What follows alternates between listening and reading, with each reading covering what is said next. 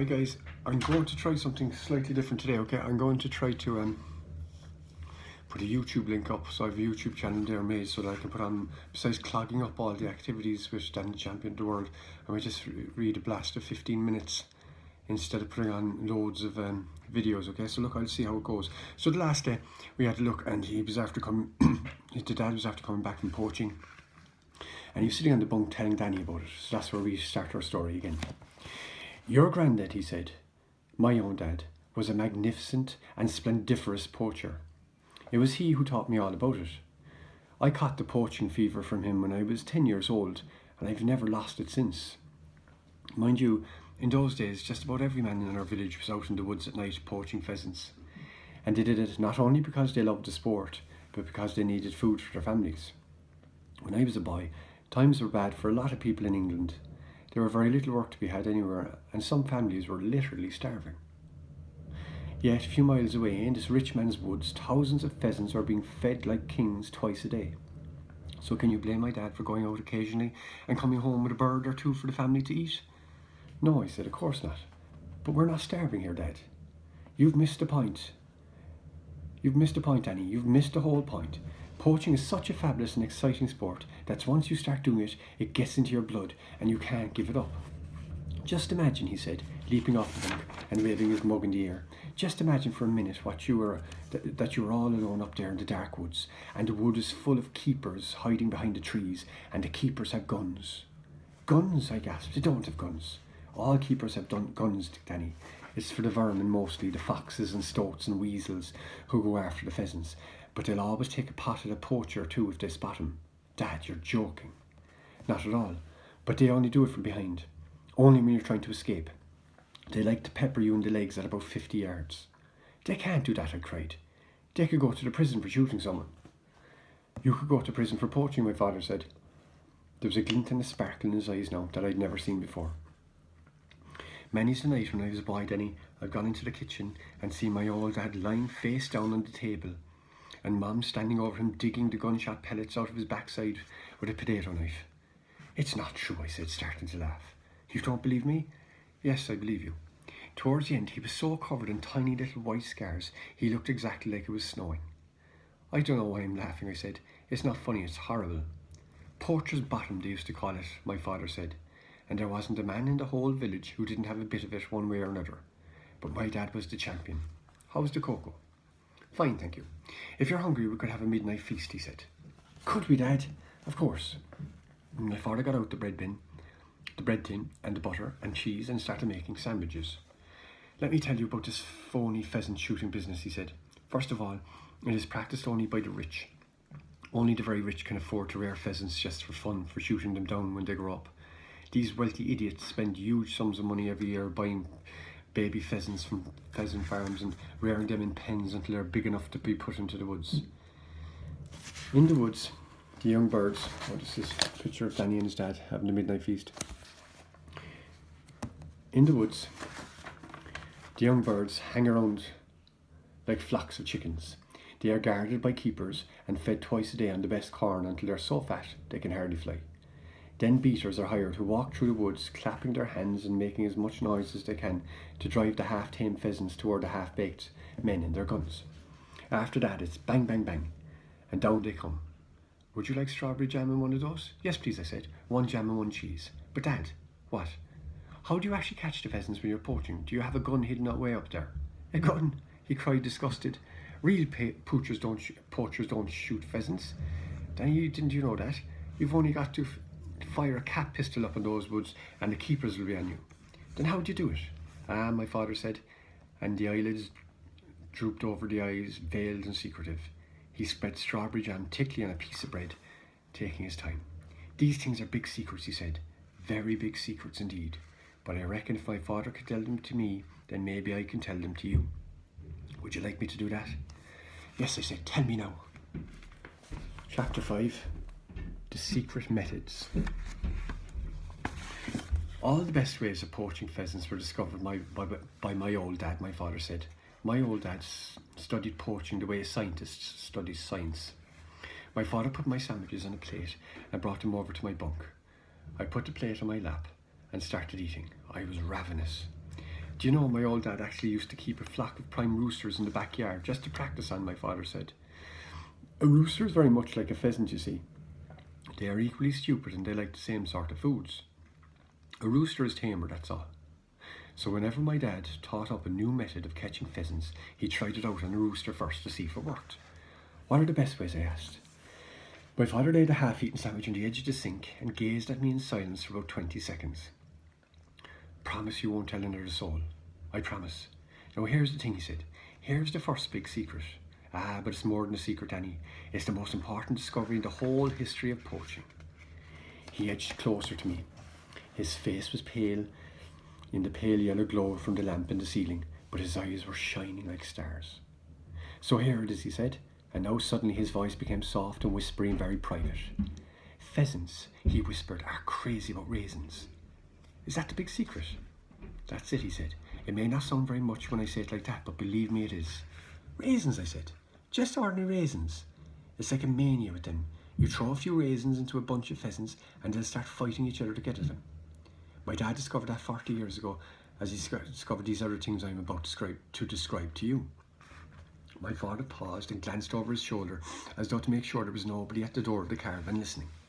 Method number 1, he said, is known as the horsehair stopper. The horsehair stopper, I murmured. That's it, my father said, and the reason it's such a brilliant method is that it's completely silent. There's no squawking or flapping around or anything else. The horsehair stopper when the pheasant is caught. And that's mighty important because don't forget, Danny, when you're up in those woods at night and the grey trees are spreading their branches high above you like black ghosts, it is so silent you can hear a mouse moving. And somewhere among it all, the keepers are waiting and listening. They're always there, those keepers, standing stony still against a tree or behind a bush with the guns at the ready. What happens with the horsehair stopper, I asked. How does it work? It's very simple, he said. First you take a few raisins and you soak them in water overnight to make them plump and soft and juicy. Then you get a bit of good stiff horsehair and you cut it up to about half an inch in length. Horsehair, he said. Where'd you get the horsehair? You pull it out of a horse's tail, of course. That's not difficult as long as you stand to one side when you're doing it so that you don't get kicked. Go on, I said. So you cut the horsehair up to about half an inch length and then you push one of those lengths through the middle of the raisin so there's just a tiny bit of horsehair sticking out on each side. That's all you do. You are now ready to catch a pheasant. If you want to catch more than one, you prepare more raisins. Then when evening comes, you creep up into the woods, making sure you get there before the pheasants have gone up into the trees to roost. Then you scatter the raisins and soon along comes a pheasant and gobbles it up. What happens then, I asked. Well, here's what my dad discovered, he said. First of all, the horsehair makes the raisins stick in the pheasant's throat. It doesn't hurt him, it simply stays there and tickles. It's rather like having a crumb stuck in your throat. But after that, believe it or not, the pheasant never moves his feet again. He becomes absolutely rooted to the spot. And there he stands, pumping his silly neck up and down, just like a piston. And all you've got to do is nip out quickly from the place where you're hiding and pick him up. Is that really true, Dad? I swear it, my father said. Once the pheasant's had the horsehair stopper, you can turn a hose pipe on him and he won't move. It's just one of those unexplainable little things, but it takes a genius to discover it. My father paused, and there was a gleam of pride in his eyes as he dwelt for a moment upon the memory of his own dad, the great poaching inventor. So that's method number 1, he said. What's number 2, I asked. He said, number 2 is a real beauty. It's a flash of pure brilliance. I can remember the day it was invented. I was just about the same age as you. And it was a Sunday morning and my dad comes into the kitchen holding a huge white rooster in his hands. I think I've got it, he says. There's a little smile on his face and a shine of glory in his eyes, and he comes in very soft and quick and puts the bird down right in the middle of the table. By golly, he says, I've got a good one this time. A good what, Mom says, looking up from the sink. Horace, take that filthy bird off the table. So this would be his granddad now with the bird on the table and his wife giving out to him.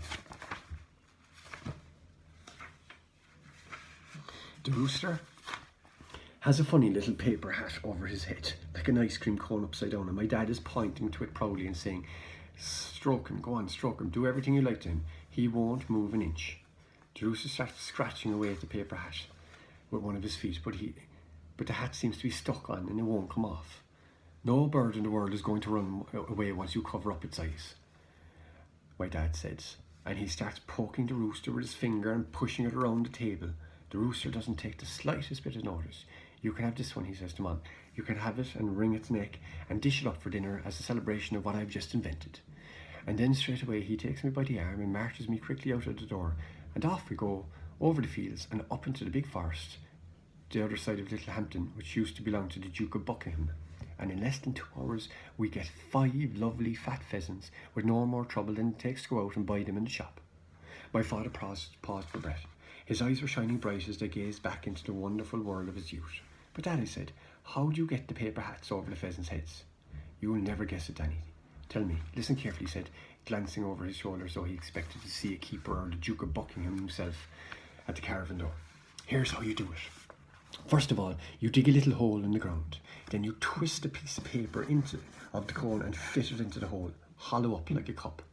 Then you smear the inside of the paper cup with glue and drop in a few raisins.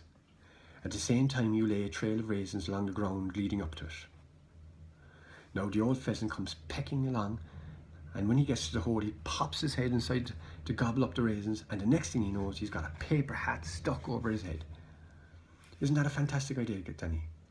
It's called the sticky hat. Is that the one you used this evening? I asked. My father nodded.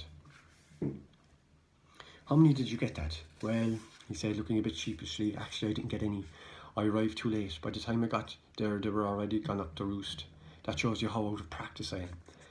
Was it fun all the same? Marvellous, he said. Absolutely marvellous. Just like the old days. He undressed and put on his pyjamas. Then he turned out the lamp in the ceiling and climbed up into the bunk. Dad, I whispered, what is it? Have you been doing this often after I've gone to sleep without me knowing it? No, he said. Tonight was my first time for 9 years. When your mother died, I had to look after you by myself. I made a vow to give up poaching until you were old enough to be left alone at night. But this evening I broke my vow. I had such a tremendous longing to go up to the woods again. I just couldn't stop myself. I'm very sorry I did it. If you ever want to go again, I don't mind, I said. Do you mean that? He said, his voice raising in excitement. Do you really mean it? Yes, I said, so long as you tell me beforehand. You will promise to tell me beforehand if you're going, won't you? You're quite sure you won't mind? Quite sure. Goodbye, he said, and we'll have roast pheasant for supper whenever you want. It's miles better than chicken. And one day, Dad, will you take me with you? Ah, he said, I reckon you're just a bit young to be dodging up there in the dark. I wouldn't want to get peppered with buckshot in the backside at your age. Your dad took you at my age, I said. There was a short silence. We'll see how it goes, my father said, but I'd like to get back into practice before I make any promises, you understand? Yes, I said. I wouldn't want to take you up until I'm right. Back into my old form. No, I said. Good night, Danny. Go to sleep now. Good night, Dad. Okay, so that was chapter 5.